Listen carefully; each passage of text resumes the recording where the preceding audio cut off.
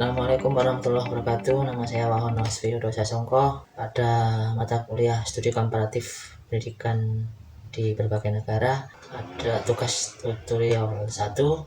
Ada beberapa pertanyaan dan jawaban tersebut harus saya presentasikan. Baik, langsung saya mulai saja.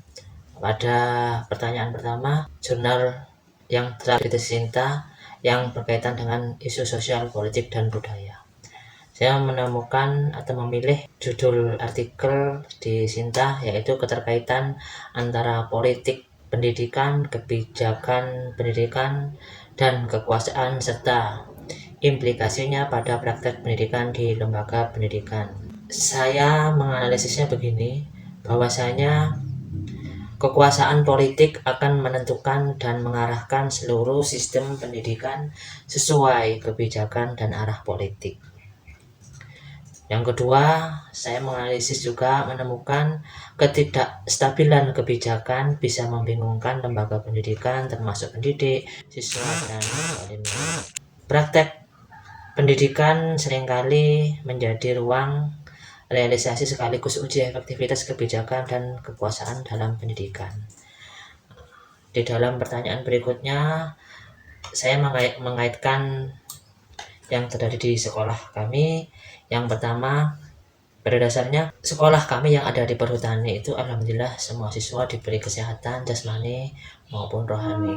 Pada Presiden kepemimpinan Pak Prabowo sekarang, pemerintah itu meluncurkan program makan gizi gratis untuk seluruh siswa. Hal ini merupakan salah satu janji politik saat kampanye dan telah menjadi program yang diwujudkan, sehingga kami simpulkan bahwasanya kekuasaan politik akan menentukan kebijakan dan arah politiknya, yaitu pada program makan gizi gratis. Yang kedua, fakta di Indonesia ini terkait ketidakstabilan kebijakan. Fakta di Indonesia, ganti menteri itu banyak ganti kurikulum ataupun ganti sebuah kebijakan baru. Meskipun diperbolehkan untuk menjawab tantangan perkembangan zaman, namun kebijakan tersebut seolah-olah hanya mengganti covernya saja, namun esensinya sama. Terus yang berikutnya, praktek pendidikan menjadi ruang realisasi uji efektivitas dan kebijakan kekuasaan. Dalam hal ini, kebijakan merupakan memang hasil dari keputusan politik yang bertujuan untuk mengatur sistem pendidikan secara sistematis, misalnya kebijakan Merdeka Belajar ataupun kurikulum nasional. Baik, ada pertanyaan nomor 2 yang harus saya sampaikan dan kami sampaikan secara langsung melalui video ini, yaitu jurnal yang kaitannya dengan pendidikan berwawasan multikultural.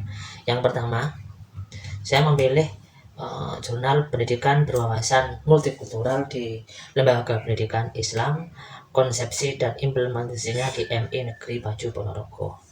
Saya menganalisis bahwasanya 1, lembaga pendidikan itu berperan penting dalam membentuk akhlak dan mengajarkan nilai-nilai yang adil, inklusif, tentunya juga persaudaraan.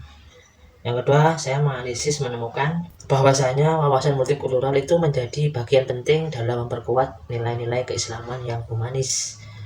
Berikutnya, pendidikan juga mampu membentuk generasi yang moderat, terbuka, dan mampu hidup berdampingan di tengah masyarakat yang plural. Kaitannya di sekolah saya bahwasanya pendidikan agama telah kami integrasikan dengan sebuah program rutin, yaitu pelaksanaan acara peringatan Maulid Nabi, yaitu mengarak endok-endokan. Hal ini mempunyai pesan atau nilai moral, yaitu saling menghargai dan toleransi. Berikut juga saya sematkan link YouTube kegiatan tersebut. Yang kedua, sekolah kami berperan penting dalam bentuk akhlak dan nilai-nilai keislaman melalui berbagai aktivitas seperti sholat duha. Berikut juga kami lampirkan link untuk kegiatan tersebut.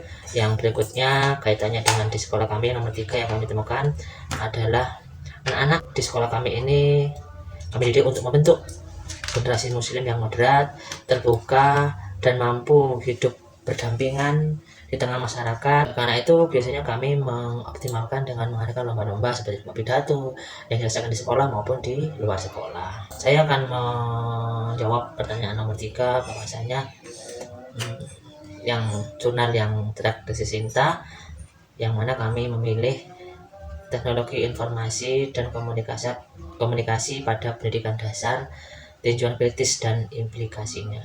Yang pertama, poin pentingnya adalah penggunaan TIK dapat meningkatkan kualitas belajar mengajar di sekolah dengan mengajarkan materi pembelajaran dalam bentuk yang lebih konkret, ini yang disukai anak-anak. Terus poin penting yang berikutnya adalah hambatan dan penerapan TIK pada dasarnya meliputi kurangnya kepercayaan diri dari guru yang bersangkutan, terus dukungan teknis dari sekolah, kurangnya pelatihan, dan seterusnya. Poin penting yang berikutnya yang bisa saya ambil dari yang tersebut adalah pengintegrasian TIK dipengaruhi oleh dukungan sekolah dalam menyediakan fasilitas dan pelatihan serta pendekatan pengajaran yang sesuai dengan perkembangan siswa.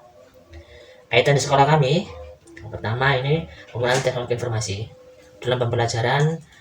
Biasanya kami melakukan pembelajaran menggunakan Canva, ya ada PPT interaktif ataupun PPT yang sekiranya diambil dari sumber yang lain yang bentuknya sangat interaktif sehingga menarik siswa untuk bisa menangkap materi secara visual maupun audiovisual. Berikutnya pertanyaan nomor 4 terkait jurnal yang bereputasi Scopus, yaitu kami memilih topik kedua, yaitu Implication of Multicultural Education in Strengthening Community Solidarity in Indonesia.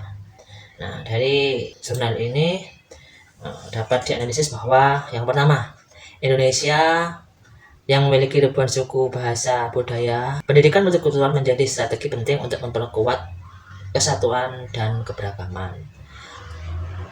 Berikutnya, bahwasanya penerapan pendidikan multikultural itu bisa menjadi upaya pencegahan untuk meredam konflik serta mendorong pengertian antar kelompok di masyarakat. Berikutnya, penerapan pendidikan multikultural dalam kurikulum sekolah, baik itu pelatihan guru, kegiatan ekstrakurikuler, merupakan wujud nyata strategi dalam memperkuat solidaritas sosial. Berikutnya, dari studi analisis tersebut, bahwasanya pendidikan multikultural tidak hanya relevan, tapi sangat dibutuhkan sebagai alat integrasi sosial yang mampu mengurangi eksklusivitas kelompok dan meningkatkan rasa saling memiliki.